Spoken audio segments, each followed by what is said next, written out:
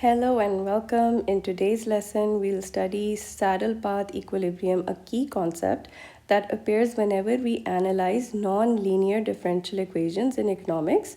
We'll identify the eigenvalues, classify the equilibrium, and understand why only one stable trajectory ensures convergence to the steady state. So suppose we have this system in which we have two endogenous variables y1, y2, and we have a 2 by 2 system which can be represented in matrix form. So we plug in the trial solution, and basically we take the determinant of a minus lambda identity, and we just put it equals to 0 and we get a characteristic equation. And since this is a 2 by 2 system, we'll get two eigenvalues, and we can very easily find the corresponding eigenvectors by solving these two systems. Okay, so the matrix P has in its columns the eigenvectors, and the matrix D has its corresponding eigenvalues. The answer will come in this format: y is equals to pz, where z dot is dz, and this was a change of variable that we practiced in the previous videos of variables. So therefore we have this is going to be the final solution, and we can just do matrix multiplication to write the final solution down. So y1t is equals to v c1 e lambda 1t plus u c2 e lambda 2t. And remember, these c1 and c2 are just the initial values of the variable z at basically at time t is equals to 0. But it's kind of inconvenient to write it like this, so I just write it.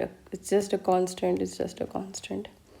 Moving forward, the answer to the second equation is c1e lambda 1t plus c2e lambda 2t. Okay, so at this point, the only way we can have a convergence is if the limit of e lambda t as time approaches infinity is equals to a 0. And this only happens when the value of lambda is less than 0, because we know that if it's less than 0, then the graph will look like this.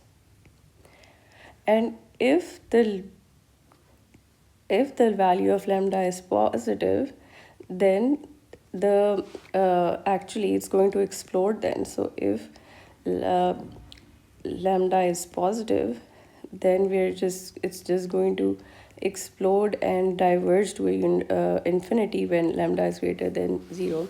So for stability, we require that the value of each lambda, which was actually the eigen value, be negative. So as a summary, I can say for the model to be stable, we require that lambda 1 and lambda 2 is less than 0.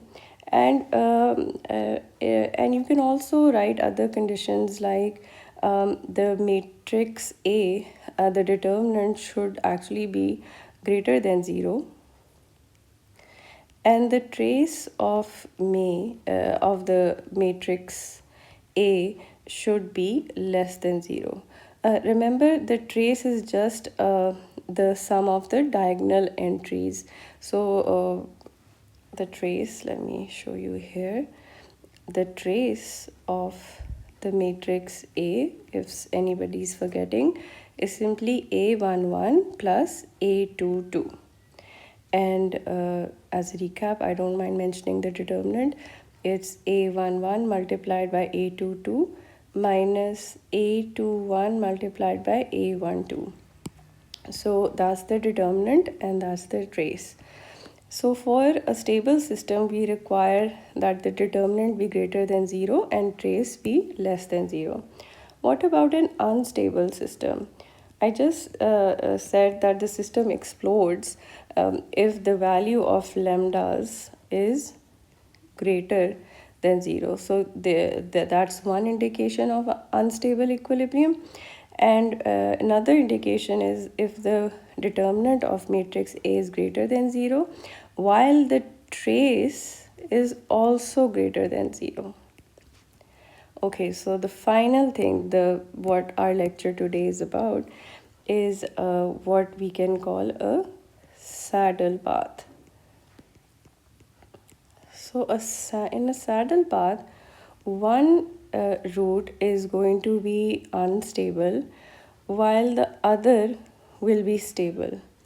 In such a situation, the determinant of matrix A is going to turn out to be 0, and while the trace of this matrix is going to be positive. If we want sort of like a visualization, let's do a visualization. So if this is ISLM, we know that the system is stable if this system converges over here, which means that we need arrows that make the system behave like this. So this should come, hopefully I'm doing it right. Yeah. And this should, I think, be this. It should go like this. And yeah, I think down. Yeah, this makes sense if I make it north here.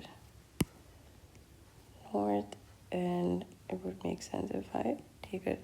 So in such a scenario, this you can see that the diagram is stable, because if suppose there's some kind of increase in government spending, if it's a shock, the economy will travel to the nearest phase path. Suppose it's suppose somewhere over here, and then it's going to just travel along that trajectory and reach the equilibrium. So this is a depiction of a path which is in fact stable. We could have an unstable equilibrium which looks like this.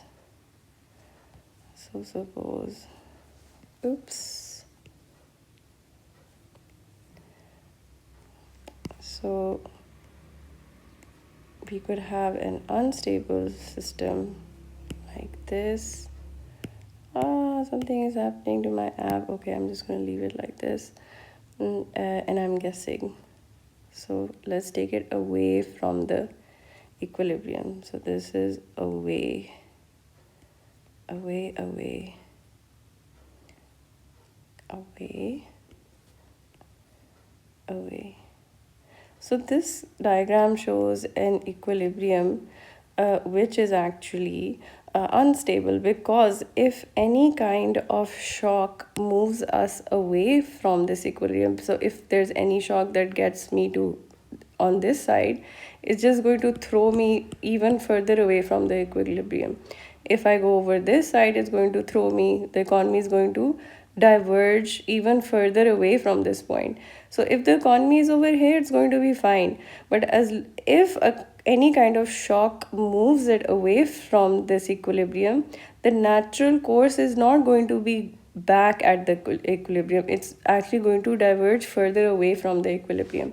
So in this context, what would be the saddle path then? Remember, this system is unstable. It's just going away, going further away, further away, further away. What would a saddle path look like?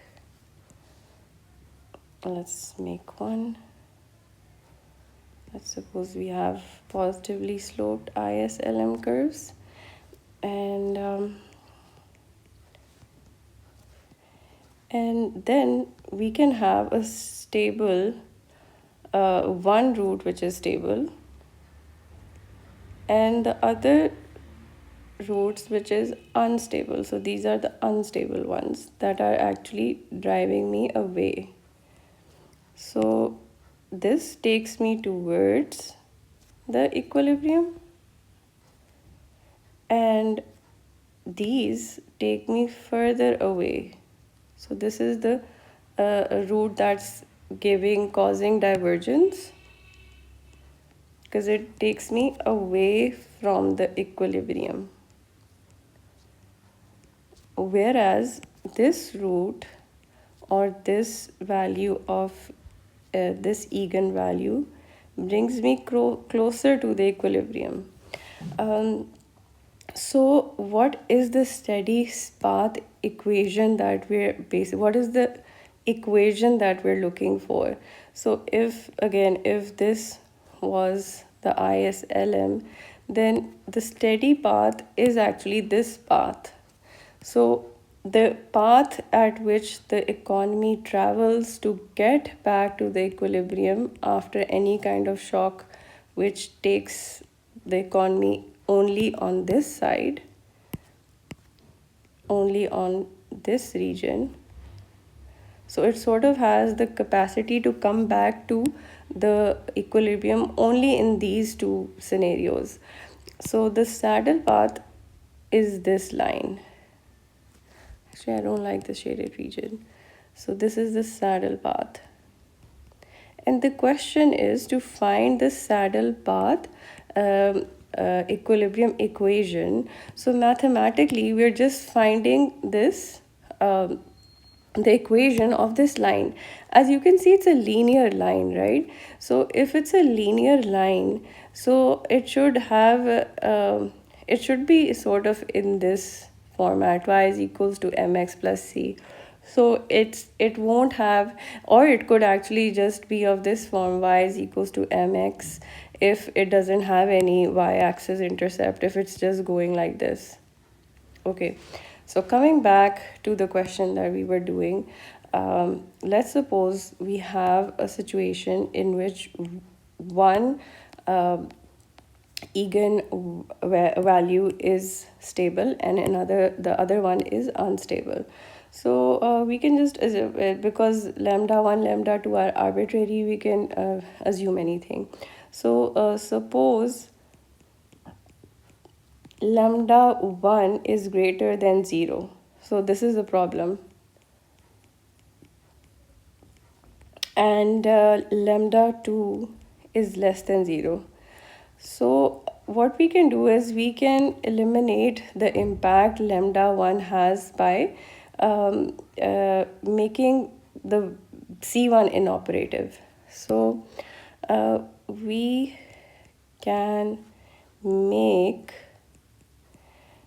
lambda 1 inoperative, as in ineffective, by taking C1 is equals to a 0.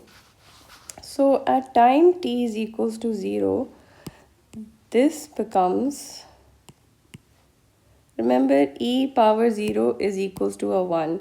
So this is just the initial values of y1 and y2, whereas this becomes a 1, this becomes a 1, this becomes a 1, this becomes a 1, and therefore we have these two equations now, and they're very easily converted into matrix form. Let's convert it into matrix form. We have a v u1 1, and the column vector is a c1 c2, and then we have a y1 0 y2 0. Okay, we can use the Kramer's law, or just augmented matrix, or just find the inverse also. Any option is fine. I've done the Kramer's rule plenty of times. Let's just take the inverse, I guess. The inverse of this matrix and multiply it to the right side. If it's a 3 by 3 system, then I would definitely recommend to use the Kramer's rule, because that's definitely the easiest, no doubt about that. I always make very silly, stupid mistakes when I'm using the augmented matrix form. and even sometimes a 3 by 3 matrix, the inverse of which is kind of time consuming. So Kramer's rule is the best. Okay, the inverse is v minus u 1 and v minus 1 minus u, and this goes here. Beautiful. Okay, as you can see, the value of which value did we want to make in? Okay, so we want c1 to be equals to 0. So the value of c1 according to this is y1 0 minus u y2 0. Most probably these initial conditions will be given in the question, v minus u, and now I need to put it equals to a 0, and I have a y 1 0 is equals to u y2 0, and that's basically the equation of the stable the saddle path.